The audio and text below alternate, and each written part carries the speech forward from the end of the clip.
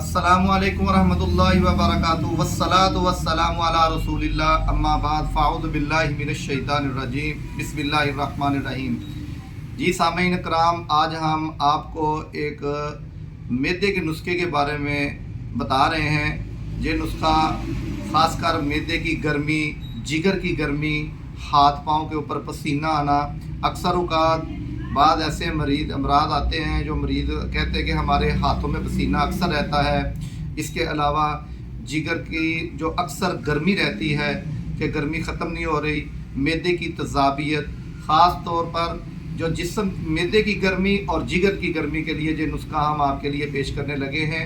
آپ یہ نسخہ نوٹ فرمائیں۔ یہ نسخہ ہے، سب سے پہلے آ جائیں زرشک۔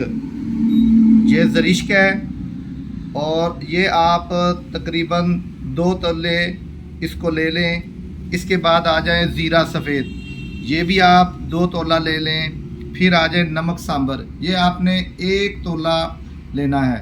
اس کے بعد آ جائے کول ڈوڈا، یہ آپ 2 تولہ لے لیں۔ اناردانہ، یہ بھی آپ 2 تولہ لے لیں۔ اس کے بعد آ جائے سماک دانہ، یہ آپ 2 تولہ لے لیں۔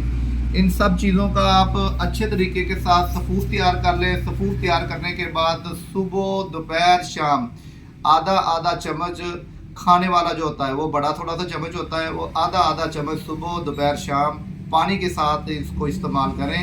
انشاءاللہ اللہ کے حکم سے یہ بہت زیادہ فائدہ دے گا۔